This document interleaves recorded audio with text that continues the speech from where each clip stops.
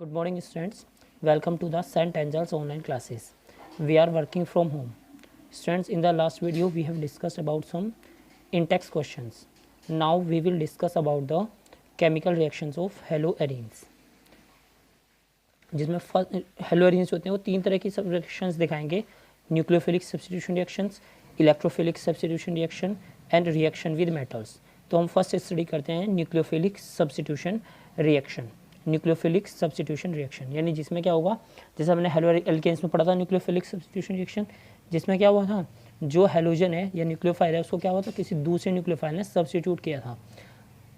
तो इसमें भी क्या होगा, जो हेलोअरेन्स का हेलोजन ग्रुप होगा उसको क्या होगा, कोई दूसरा न्यूक्लियोफाइल क्या करेगा, सब्स्टिट्यूट करेगा।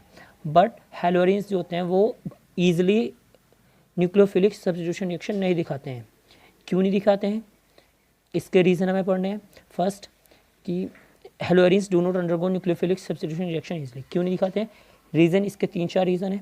फर्स्ट रीज़न क्या है इसका, ड्यू टू रिजोनेंस। क्या होता है, क्योंकि हेलोअरेन्स में क्या होगा, हेलोजन ग्रुप जो है वो प्लस आर इफेक्ट दिखाएगा, रिजोनेंस दिखाएगा।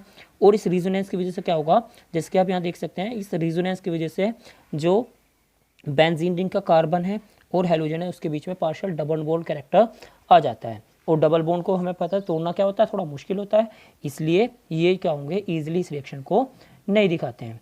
तो क्या रीज़न है, first due to resonance plus R effect the CX bond in haloarenes acquired double bond character which is not easy to break. क्योंकि double bond plus R effect की वजह से इनमें कार्बन हेलोजन बॉन्ड जो होगा वो double bond character दिखाएगा, जो कि ईजिली नहीं टूटेगा। Next point, in haloalkanes the halogen atom, in haloalkanes halogen atom जो है वो, हेलो एल्केन्स में क्या होता है, halogen atom sp3 hybridised carbon में होता है, sp3 हाइब्रिडाइज्ड कार्बन से अटैच होता है। जबकि हेलोअरेन्स में क्या होता है, ये sp2 हाइब्रिडाइज्ड कार्बन पे अटैच होता है। जैसे कि आप यहाँ देख सकते हैं, जो बेंजीन रिंग का कार्बन होता है वो कैसा होता है, sp2 हाइब्रिडाइज्ड होता है। तो हेलो एल्केन्स में जबकि ये कैसा होता है, sp3। और हमने पढ़ा था 11th क्लास में कि जो इलेक्ट्रोनिगेटिविटी का सीक्वेंस होता है वो सबसे ज़्यादा इलेक्ट्रोनिगेटिव sp कार्बन होता है, फिर sp2 हाइब्रिडाइज्ड कार्बन होता है, फिर sp3 हाइब्रिडाइज्ड कार्बन होता है। तो हम कह सकते हैं कि जो sp2 हाइब्रिडाइज्ड कार्बन है उसकी इलेक्ट्रोनिगेटिविटी ज़्यादा है, जैसे कि हमने 11th क्लास में भी पढ़ा था।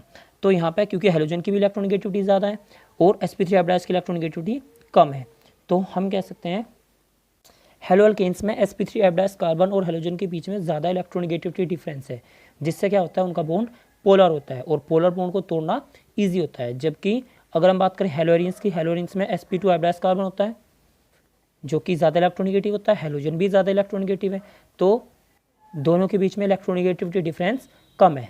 तो इलेक्ट्रोनिगेटिविटी डिफरेंस कम है तो हम कह सकते हैं कि ये लेस पोलर होगा।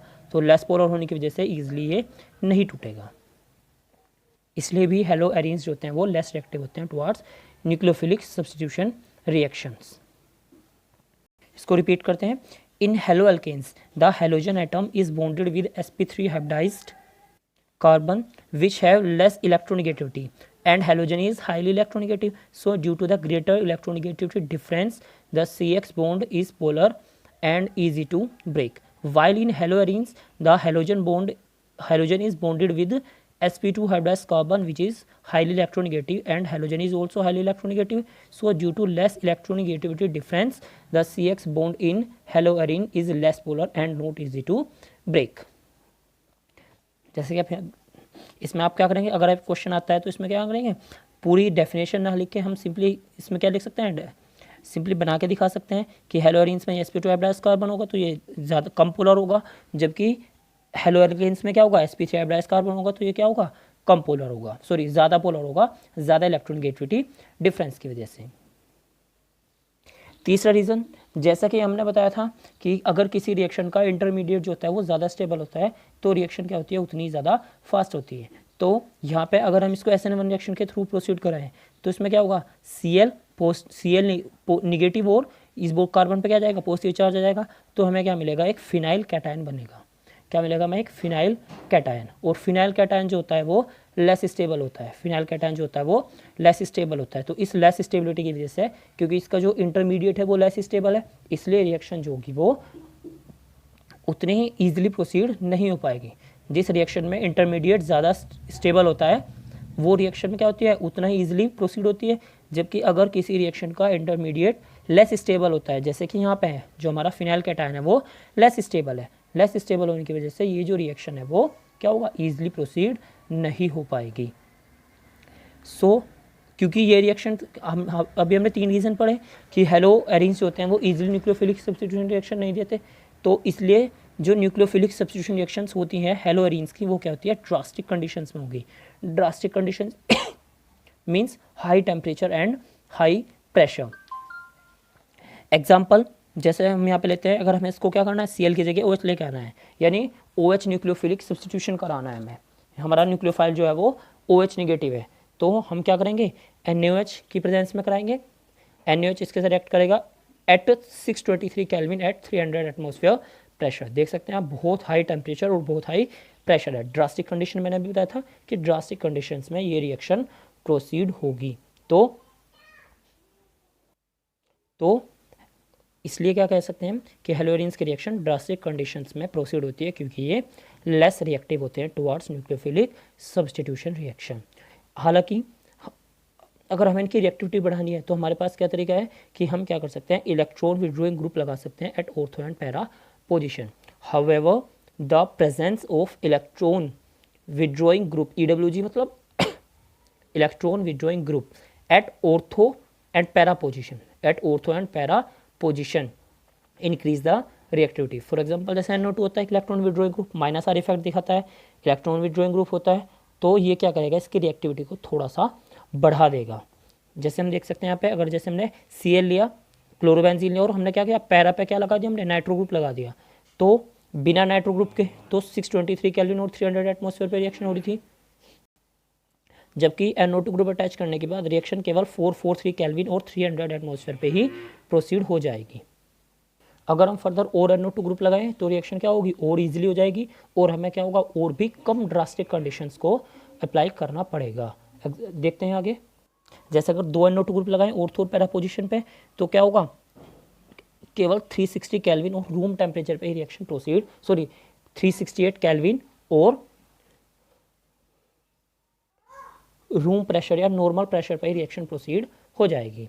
अगर 3 NO2 ग्रुप लगाते हैं तो हमें केवल क्या करना पड़ेगा, रिएक्शन को थोड़ा सा गर्म करना पड़ेगा, हल्का सा वार्म करना पड़ेगा, और रिएक्शन बेस की प्रेजेंस में ना होकर H2 की प्रेजेंस में भी, क्योंकि H2 भी H पॉजिटिव और OH नेगेटिव दे देता है, तो ये केवल H2 की प्रेजेंस में भी, वार्म H2 की प्रेजेंस में भी ये रिएक्शन प्रोसीड हो जाएगी। OH ग्रुप जो है वो Cl को रिप्लेस कर देगा। हालांकि अगर हम मेटा पे ग्रुप लगाएं, no effect is observed at when electron withdrawing group is present at meta position. No effect is observed when electron withdrawing group is present at meta position. क्यों नहीं होता, क्योंकि अगर हम ऑर्थो और पैरा पोजिशन पे लगाते हैं तो हम देखते हैं ऑर्थो और पैरा पोजिशन पे क्या आता है, जब Cl का प्लस आर इफेक्ट दिखाता है तो ऑर्थो और पैरा पोजिशन पे निगेटिव चार्ज आता है, जैसा हमने पहले भी पढ़ा था। Cl क्या आएगा, ऑर्थो और पैरा पोजिशन पे क्या आएगा, निगेटिव चार्ज आएगा। आप बना के भी देख सकते हैं। तो NO2 ग्रुप क्या करेगा, इस निगेटिव चार्ज को क्या करेगा, क्योंकि इलेक्ट्रॉन विड्रॉइंग ग्रुप है, ये क्या करेगा, इसको थोड़ा सा डिलोकलाइज कर देगा, और जो हमारा एरिनियम आयन बनेगा, जो हमारा एरिनियम तो जब Cl प्लस आर इफेक्ट दिखाता है तो ऑर्थो और पैरा पोजिशन पे क्या आता है, माइनस चार्ज आता है, जिसको क्या करता है, ये NO2 डिलोकलाइज करके क्या करता है, इस आयन की स्टेबिलिटी को बढ़ा देता है, या इंटरमीडिएट की स्टेबिलिटी को बढ़ा देता है। और इस इंटरमीडिएट की स्टेबिलिटी बढ़ेगी तो क्या होगा, रिएक्शन फास्टर होगी, ईजिली प्रोसीड हो जाएगी।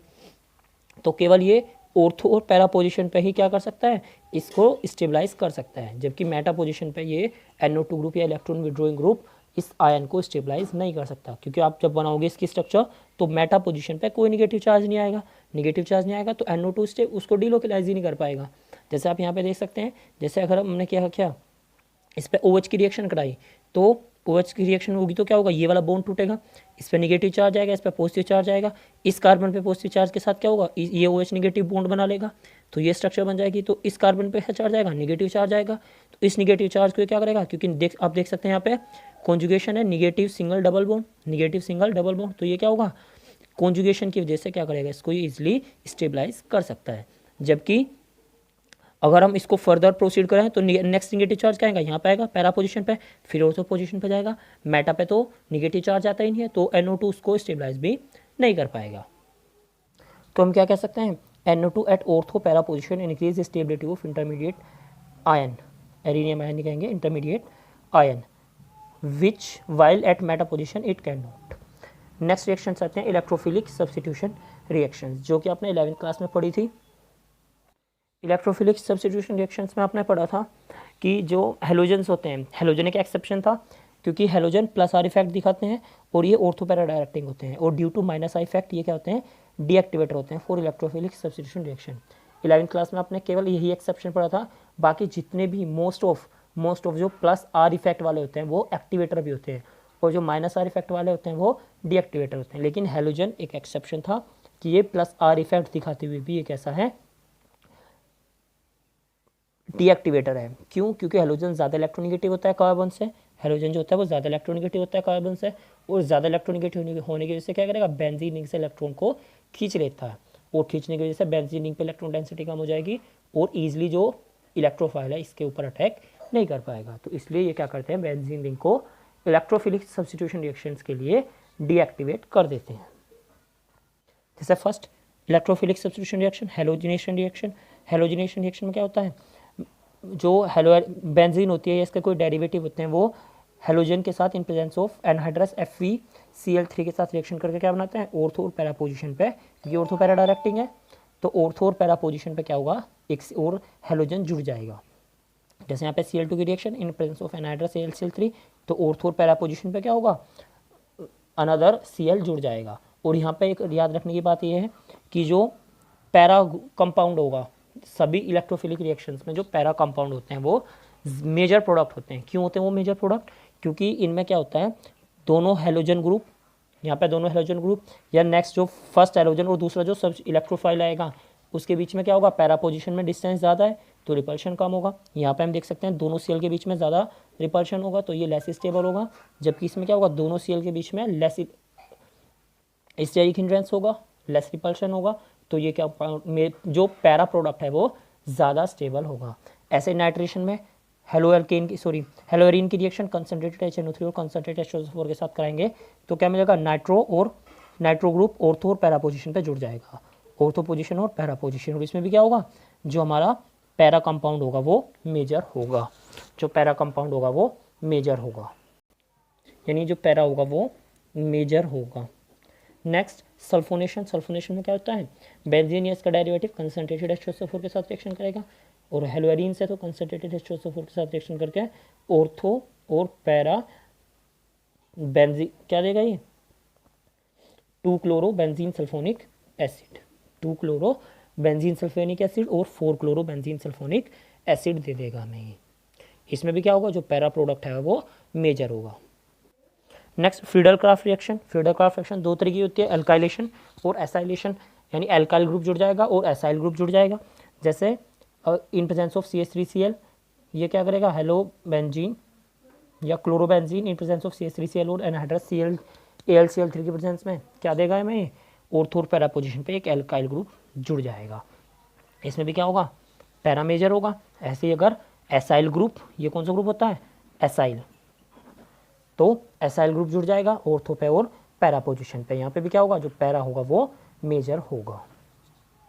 नेक्स्ट आता है reaction with metals. Reaction with metals. Reaction with metals में फर्स्ट आता है Wurtz Fittig reaction. Wurtz Fittig reaction, इसमें क्या करता है, बेंजीन सोडियम और किसी हेलो एल्केन के साथ, किसी हेलो एल्केन के साथ या एल्काइल हैलाइड, ये क्या है, एल्काइल हैलाइड के साथ रिएक्शन करके क्या बनाएगा हमारे लिए, हमें क्या देगा, ये एल्काइल बेंजीन, क्या देगा हमें, ये एल्काइल बेंजीन प्लस 2NaX। ऐसी नेक्स्ट आता है फिटिंग रिएक्शन। फिटिंग रिएक्शन में क्या होगा, जो दो मोलिक्यूल होंगे हेलोएरिन के, वो 2 सोडियम से रिएक्शन करके क्या देंगे, हमें डाइफिनाइल देंगे। 3 रिएक्शंस होती हैं मेनली, एक तो वुड्स रिएक्शन जिसमें क्या होता है, 2 एल्काइल ग्रुप अटैच होंगे, यानी RX plus 2Na plus RX, RR plus 2NaX, ये होती है वुड्स रिएक्शन। यानी आप इसको ऐसे याद रख सकते हैं, वुड्स रिएक्शन एलिफेटिक होती है, एलिफेटिक कंपाउंड्स में होती है, फिटिंग रिएक्शन एरोमेटिक कंपाउंड्स में होती है, और Wurtz Fittig reaction aliphatic plus aromatic compounds में होती है। In the next video we will study about the polyhalogen compounds.